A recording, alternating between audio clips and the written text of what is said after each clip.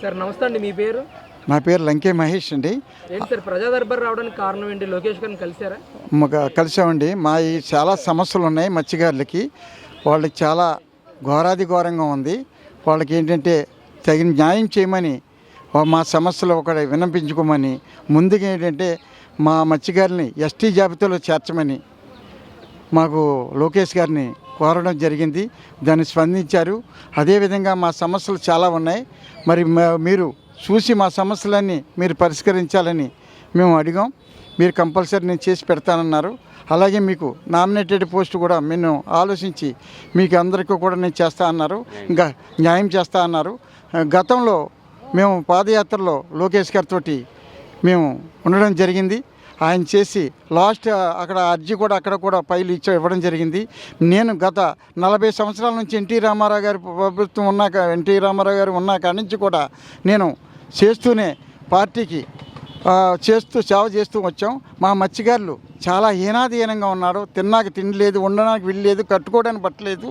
వాళ్ళని ఒక ఎడ్యుకేషన్గా చాలా వెనకబడి ఉన్నారు. కాబట్టి అమరావతిలో కూడా ఈ బీసీ సంఘాలకు కూడా నేను చైర్మన్గా ఉన్నాను. అమరావతిలో కూడా మాకు ఒక ట్రైనింగ్ ఇవ్వడానికి ఒక ల్యాండ్ కూడా మాకు ఏర్పాటు చేస్తే వాళ్ళు శిక్షణా తరగతులు ఇచ్చి దారిద్ర్య రేఖ నుంచి దిగువ రేఖలో చాలా వెనుకబడి ఉన్నారు. కాబట్టి ఇవన్నీ కూడా మన నారా లోకేష్ బాబు గారికి చెప్పడం జరిగింది. అందుకనంటే ఈ సమస్యలన్నీ నేను త్వరలో చేస్తానన్నారు. త్వరలో కూడా మా 26 జిల్లాలు వాళ్ళు కూడా ప్రతినిధులు అందరూ కూడా మేము కలుస్తామంటే దానికి కూడా స్పందించారు.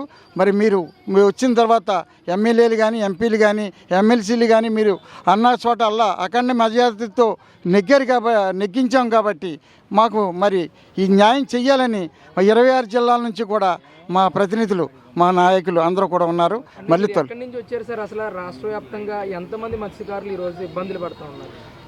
మొత్తం ఇబ్బందులు పడేది ఏంటంటే 2 కోట్ల మంది ఈ రోజున ఉంటే దాంట్లో సగం మంది పైనే వాళ్ళకి చాలా ఏమీ లేదు, వాళ్ళకి ఉపాధి లేదు, అన్నీ కూడా అయిపోయి ఈ యొక్క సముద్రం కూడా మొత్తం పొల్యూషన్కు ఏర్పాటు అయ్యి ఆ పొల్యూషన్ వల్ల మొత్తం చేప అంతమైపోయింది. 2020కే అంతమైపోయింది. శాస్త్రజ్ఞులు చెప్పడం జరిగింది.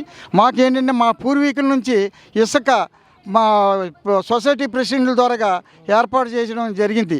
అదేవిధంగా మరి మా గత ప్రభుత్వం కోట్లాది రూపాయలు చేసింది. కాబట్టి మేము లోకేష్ గారిని ఏమని అడిగామంటే మాకు కనీసం ఇసుకను అమ్మడానికి మా పూర్వీకులు ప్రెసిడెంట్కి ఏ విధంగా ఇచ్చారో అదేవిధంగా వాళ్ళకి ఇచ్చి వాళ్ళ ద్వారాగా మాకు న్యాయం చేయమని. కనీసం మత్స్య సంపద అంతమైపోయింది. ఆ మత్స్య సంపదని అంతమైపోయింది కాబట్టి ఇసుక ద్వారాగైనా వాళ్ళు అమ్ముకుండి వాళ్ళకి ఒక రేషన్ కార్డులు పెట్టి తాకాడ పెట్టుకుని బతుకుతున్నారు ఈ రోజుని. గత ప్రభుత్వంలో వెసులుబాటు లేదా మీకు? ఏదీ లేదండి. గత ప్రభుత్వం చాలా ఘోరాది ఘోరంగా మాకు చేసింది. అందుకనే ప్రభుత్వానికి బుద్ధి చెప్పాలనే మేము మొత్తం అంతా ఒక కంకణం కట్టుకుండి మనం ఈ పార్టీని బాబు గారిని పిలవడం జరిగింది. నారా లోకేష్ బాబు గారు మీరు మా పార్టీని రప్పించండి, మీకు చేస్తామన్నారు. అందుకని దాని మీద ఏంటంటే దాన్ని స్పందించారు. మాకు న్యాయం చేయాలని మా మత్స్యకారులందరికీ కూడా ఎస్టీ జాబితాలో ముందుగా చేర్చాలని, తర్వాత ఏంటంటే వాళ్ళ సమస్యలన్నీ తీర్చాలని నేను కంపల్సరీ చేస్తానని కూడా లోకేష్ బాబు గారు మాకు మాట ఇవ్వడం జరిగింది. లోకేష్ గారిని కలవడం ఎలా అనిపించింది? ఆయన రిసీవింగ్ ఎలా ఉందా? ఆయనతో మాట్లాడిన తర్వాత మీకు నమ్మకం కలిగిందా? నాకు చాలా నమ్మకం వచ్చింది, కాన్ఫిడెన్స్. గతంలో కూడా కలిసింది. ఇంకా ఈరోజు మాకు చాలా స్పందించి మీకు ఎందుకు నేనున్నానని అన్నారు. నేను చేస్తాను ప్రతిదీ కూడా, మీకు ఏం ఒరే వద్ద అన్నారు, మీకు చేసి పెడతానన్నారు. అలాగే మాకు ప్రపంచ మత్స్యకారుల దినోత్సవం ఒకటి ఉంది నవంబర్ 21. ప్రతి నవంబర్ 21కి మేము చేయడం జరిగింది.